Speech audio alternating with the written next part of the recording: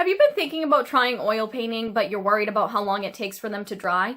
Well, stay tuned and I will show you how I did this painting using fast-drying oil paints and talk about the pros and cons to using alkyd oils. Hi, Shanna Rowe Jackson here from Caution Artists That Play, and today I will be talking a little bit about fast drying or alkyd oils, as well as some other options for making your regular oil paint dry faster.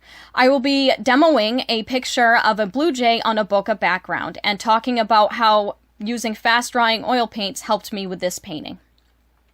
So first of all, I'd like to say oils in general are a great medium. They are very versatile in the fact that you can blend out your colors. The colors are always vibrant, and they're great for making bokeh backgrounds such as this one because they stay wet enough to blend out the background. But you can also create high details. I don't think I really need to sell anybody on the benefits to using oil paints.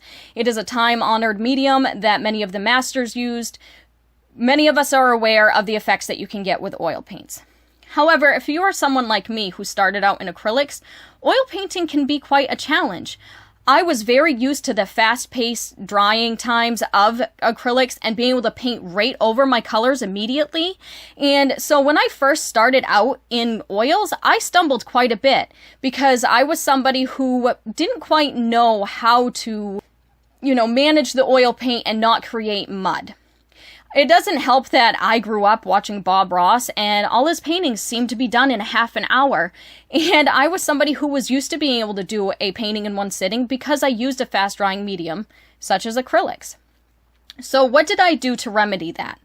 Well, I did a little bit of research and I found out about some fast drying mediums. And there are multiple different mediums out there, and I can link some of them below that I haven't tried. But my main way of initially doing fast drying oil paintings was to simply get some odorless mineral spirits and thin down my paints. And that actually helped quite a bit. It actually created a touch dry surface within 24 hours for the most part. But I'm not going to be thinning out all my paints. Sometimes I have to layer thicker paint on top, and that takes a little bit longer. So another avenue that I took was I bought a white paint in alkyd, or a white alkyd paint, I should say. And that is the M-gram white alkyd that I use. It's titanium white, and I still use that to this day. And basically, I chose white because white is something that I use in every single painting. And I use that to mix with my oil paint that I was using at the time, which I believe was the De La Rowney Georgian oils. I think those are more of a student grade oil, but I'm not actually sure. But that's the oil paint that I started out really using, that along with Reeves and things like that. I have since upgraded though. And that method worked for me for a very long time. And then I started thinking, if the white alkyd paint worked really well, are there other colors that I could be using? So when I decided to upgrade my oil paint, I decided to try the Winsor & Newton alkyd oils. And they are the line is called their Griffin oils. And that is what I'm using mostly here, along with my M-gram white paint. So what are some of the pros and cons to using fast drying oil paint? As I mentioned, the main pro to working with alkyd oils is the fast drying time. You can work on it pretty much every single day. It is always advisable to let things dry in between sessions so that you don't make mud. So it's really an advantage to be able to come back to it within 24 hours, have it be touch dry, and then to continue working and layering your paints. However, there are some disadvantages to this paint. For instance, the vapor that they give off is much stronger than the vapor that regular oil paints give off. In any oil painting, you need to make sure you have a properly ventilated studio space because of the fumes that you usually have with solvents and things that you're cleaning your brushes with, etc. It is a little bit worse with alkyd oils, which I kind of discovered the hard way. Some of the side effects you can get from not ventilating your studio properly with working with alkyd oils can be things like headaches, a little bit of nausea, some dizziness. So you want to really make sure that if you're working with these paints, you are using a properly ventilated studio. So that is the main downfall. And of course, you want to make sure, just like any other oil paint or paint in general, that you're not ingesting anything, you don't have any food in your studio when you're working with oils, and that you don't have your pets around that, because pets can be extra sensitive to these fumes, whether you're working with regular oils or alkyd oils. That being said, if you properly ventilate your studio by having a nice cross breeze, what I did was I had my air conditioner in one window and I had it on fan, sucking in clean air, and then in my other window I had a box fan pointing out and pulling those fumes out. Other artists put in bathroom fans, like what you have, like a vent in the bathroom. They install those in their studios. You want to make sure you have open windows. Also, another thing you want to keep in mind is how often are you going to be able to work on your painting? If you're not able to get to your painting every day, then you want to be careful of how much you're putting out on your palette. They were drying within a couple days on my palette, as opposed to what regular oils would take to dry on your palette. So there are other options to making your oil paints dry fast. For instance, you could go back and do it the way that I previously did it, with just using one alkyd oil, which would cut down the amount of fumes you're inhaling significantly. Or you could go completely solvent-free and get a gel that Gamblin makes. It's a solvent-free gel, and it's supposed to speed up the drying time and make your oil paints more fluid. I haven't tried it yet, but I am planning on it. I think that while it is convenient to have fast-drying oils, as I've discovered, it's not worth necessarily the health risks, so I am looking for other ways to speed up my drying time for oil paints. So basically, the main thing is, if you want to use these paints, make sure you're being safe about it. You don't want to leave your rags laying around in the studio after, and you want to make sure your studio space is properly ventilated, whether you're using regular oils or fast-drying oils. So let's talk a little bit about this painting. Right now, as you can see, I am doing some of the details on the branches.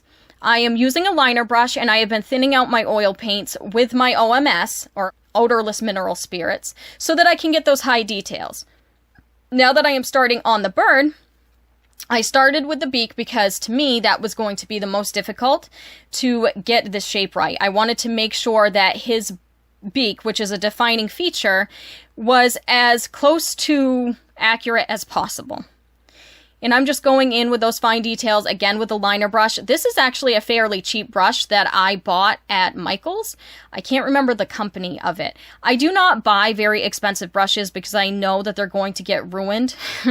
I just make sure that they are not going to fall apart and have bristles stuck in my painting. Like, that's my main criteria. And of course, make sure they have enough bounce so I can get the detail I want. So I'm just going in and doing some of the fine details on the face. As you could see previously, I had done a bokeh background. That was actually fairly simple with oil paint. It is actually probably one of the easiest mediums to get a bokeh background in. And basically, I just looked for the abstract shapes in the background. I laid in my colors and paying attention to those shapes, and then I went in with a mop brush to smooth out those brush strokes. It was pretty basic, and I just looked for my darks and lights, just like I do in any other medium. And you can actually see I have a few different videos. I think I have one on how to create a bokeh background in colored pencil, and one where I did a bokeh background in acrylic, and I can link those below.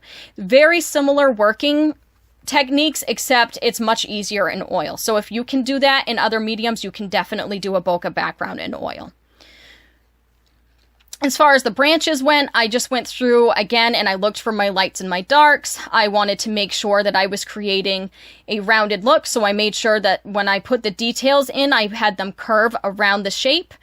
I made sure to, put the shadows in the right places, and I also made sure that I put a little bit of a highlight on the bottom to represent reflected light, and that was a little bit of a warmer highlight. Anything that you paint, especially when you're painting something from outdoors, is going to have other colors reflecting on it. So my branch was not going to be just brown or gray. It was going to have green reflecting on it and a little bit of blue from the sky. So you just want to pay attention to those things in your reference photo. And the bird is not going to be any different. He is a blue jay, so he will predominantly be blue. However, you will see me putting warmer colors in his feathers, as well as putting some cooler colors in shadow areas. The white of him, which you will see later, will have some warmer colors in them reflecting from the greens around him. It's very subtle, but it will add to the realism exponentially if you do it. So right now I'm just going in and working on these details. I'm paying close attention to my reference photo. The wings were probably the hardest part of this entire painting. And this set of wings that I'm working on right now, I actually redid probably 3 or 4 times to get it the way I like. So don't be afraid to redo things. That is something else that's awesome about oil painting, is that you can wipe it down, and if it's already dried and you can't wipe it off, then you can just paint right over it. It is very versatile. You can fix your mistakes very easily, and I had to do that a lot here. I have painted and drawn many birds in my life, but there will always be times when I will make mistakes and have to fix them. That is part of painting. Do not be afraid of those mistakes. You just push through, and that's how you learn. That's how you learn new things, and you just keep going. It can be difficult at times. This painting gave me a lot of struggles, but I knew that I could overcome those struggles, and I did it. So you just have to keep moving when you come across those struggles. A little bit more of a close-up so you can see me working on the bird's crown. I just love birds. I am a crazy bird lady. I know I've probably mentioned that in another video about birds, but I really, really love my birds, and they are one of my favorite things to paint. And there's so many different varieties, and they're a great way to practice. I actually have a really old painting that I did probably like 12 or 13 years ago now, of a blue jay. I'll have to show it. I'll pop it up for you so you can see. It's kind of ridiculous to think about, but at the time, that was one of my favorite paintings. Birds are a great way to learn things. Their wings can be a little complicated, but they are so satisfying to paint, and it's something that I drew a lot and painted a lot when I was young, and it really gave me a lot of great practice. And I still love them just as much now. So I'm just going in and putting some of those details in. As you can see, the wings on the blue jay are a little bit of a different color. They're more of a greenish blue, like a cyan, than the rest of their feathers on their back. And so that's something to pay close attention to. Again, you want to make sure that you're not just painting a blue jay blue. There are many different blues. And as you can see, I did a variegated look in his wings as well. It's kind of an ombre.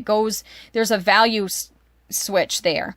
And they're a little bit lighter on the top of the wings, and then a little bit darker as it gets to the tips of the wings. So you want to pay attention to that as well when you're painting birds. Their feathers, each individual feather may be multiple colors in one feather. So now I am laying in some of those maple leaves, and these leaves are actually young maple leaves. So they have a little bit of a red tint to them, because this was fairly early in the spring when the leaves were first coming out. So you want to pay attention to that as well. Leaves are not always just green, and even though it's not fall time, they still have a warmer tint to them. Young leaves often do, especially on maple trees. So you'll see me doing that. I'll go back and forth between colors on that as well, and I'm paying attention to the light and the light shifts so I can create those different surfaces of the leaves and create a little bit of a waxy look as well. And I did want to tone it down a little bit. Even though the leaves were a warm red color, I didn't want them to be too warm because I didn't want them to detract from my blue jay, because my blue jay is obviously going to be in cooler colors.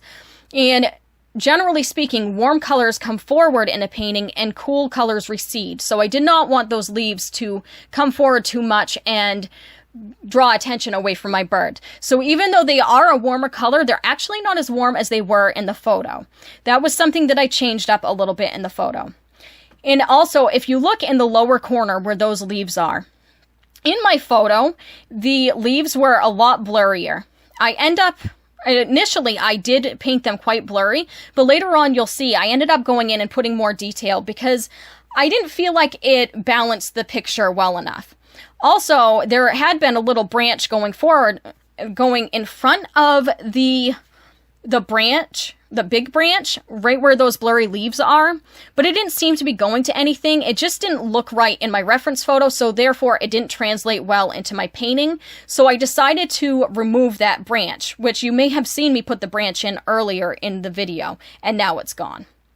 So I'm going back to the blue jay again. And I switch around a lot. My attention goes to different places. Oftentimes when you see me switching back and forth, that could be different painting sessions. There were a lot of painting sessions for this. This painting took probably close to 10 hours to complete from start to finish, but it was done over almost a month's time because I am working full time and I didn't get to paint it every day. So now you're going to see me going into the body of the bird itself. And as you can see, I've already started to add a little bit more purpley colors into the back, the small feathers on the back, to warm up those feathers a little bit. And then I'm going back and forth, putting in some detail. I didn't want him to look too fluffy, so there are times where you'll see me add in some really white highlights, but then I'll go over them again with blue, because I didn't want him to look shaggy. You know, I wanted to indicate the feathers, but there's no need to draw each and every individual feather in that part, because it can make him look a little bit shaggier and less smooth than I would like. I want him to look soft and fluffy. Then I'm just going in, and again, those feathers are all a little bit different colors. There's, you know, a shift in value and a shift in colors, and there's that cyan color peeking back in. And actually, the cyan color that I used for those wings, I used my Georgian oil paints because I didn't have that color in my Griffin, and those Georgian oil paints worked just fine with my Griffin oil paints. I paint with really thin layers as well, and so I'm not as concerned about the fat over lean rule. I mean, I do try to pay attention to it. If I were to add, you know, an oil medium into it, I would definitely want to pay attention to that. But I paint very thin. I do a lot of glazes, and I just paint with very thin paint to begin with. So no layer is really thicker than any other layer. And I'm going in and doing those details. I apologize that my hand is blocking some of it. It's hard when I'm when I'm filming from overhead. Another medium that works really well and it helps quicken the drying time, which I used in another oil painting with my Griffin oils, was liquid. That also helps to quicken drying time. I like to use liquid a lot when I'm doing the glazing technique or the grisaille technique, where I paint in black and white first, and then I go over it with glazes. I really love to use liquid for that. For this painting, I did do some subtle glazes, but I didn't use any liquid. I just ended up thinning down my already semi-transparent oil paints with my OMS, and then just going over it for any glazes I needed for shadows and things like that. But this really helped me because I do have such a busy schedule. So working with fast drying oil paints really helped me to be able to go and work on it whenever I needed to be able to work on it, or whenever I had time, without having to worry about lifting layers from underneath or mixing layers together and causing mud. I really, really enjoy oil painting, and I enjoy the fact that it stays wet long enough for me to work with it, but it doesn't stay wet for too long, so I'm able to come back and not have to wait so long for it to dry. And again, if you are layering and you find that you're creating mud, that is an indication that you need to let it dry.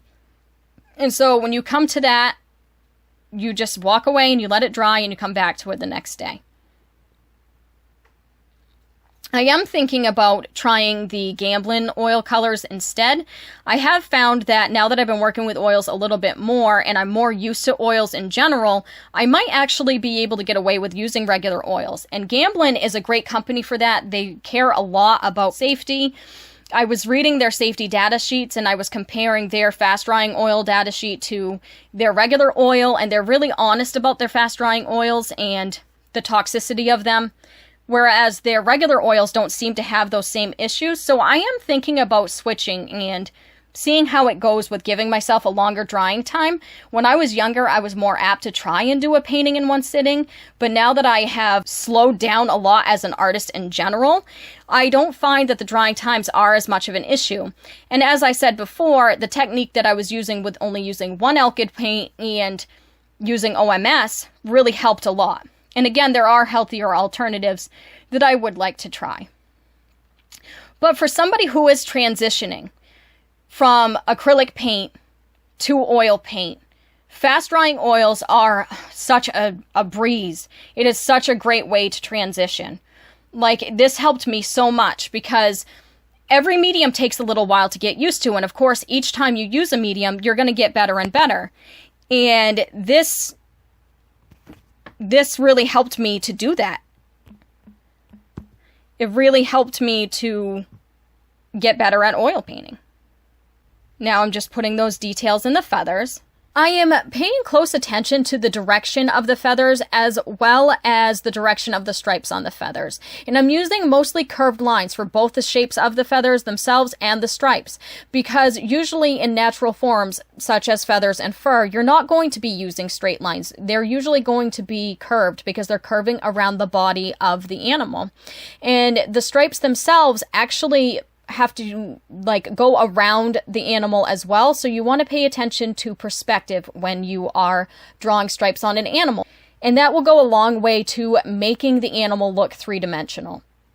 And I'm paying attention to my highlights on the edges of those feathers as well as the stripes within. Some of the stripes are not pure black. A lot of them are more of a brown faded black, and that's because those feathers are in full sunlight, so they are not going to be pure black. Now, as you can see, I'm going back and I'm straightening out those maple leaves above.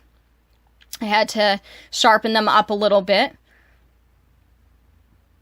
And the way I work is I usually work from top to bottom and from back to front. And normally I would have gotten all the leaves out of the way, but this time I was just so excited to start on the bird. So this is kind of unusual for me. Usually I do everything but the subject first. But as you can see, even if I have something that looks done, I go back and tweak it. I always want to try and go back and make it better than it was. And I'm paying close attention to my reference photo, but I'm also making changes where I see fit. Some of the leaves were a little bit blurrier in the reference, and some of them had a little bit of darker colors. And so I switched things up as I saw fit to make my painting be the way I wanted it to be. And that's really the beauty of art. There's really no one right way to do anything. I may have my routines, but for the most part, I just work intuitively and I do whatever the painting calls for, or at least I try to. And again, I'm just sharpening up those leaves and going on about the detail for them. That one was mainly sunlit, so I'm trying to get it as bright as possible without deterring from the brightness of the bird. And I'm sharpening the edges just a little bit using some of my background color. And the cool thing is about the background, the Bokeh Background and oil paints, is that even though that background was dry, I was able to go back in later on with color and fade it out really nicely with some soft edges. Okay, and here is the finished piece. I hope that you like it. This is actually my first ever oil painting that I have posted on YouTube. If you'd like to see me do more oil painting, let me know in the comments below. Also, if you have any tips for making your oil paints dry faster, leave that in the comments. I'm sure we would all be interested in hearing, and I'm always looking for new ways to do things, so I love hearing back from you. Thank you for watching. Bye! Have you been thinking about trying oil paint, but you hate how long it takes for... Are you thinking about trying oil painting, but you are worried about the fast... Well, that's not what I meant to say. Are you thinking about trying oil paints, but you're worried about how long it takes for them to dry? Well, stay tuned and I will demo how I did it. Why? It's not that hard. Hey guys, thanks for watching. If you like what you see, please hit subscribe. Also, if you're interested in seeing more of my artwork, I'm on social media, so check out the links in the description below.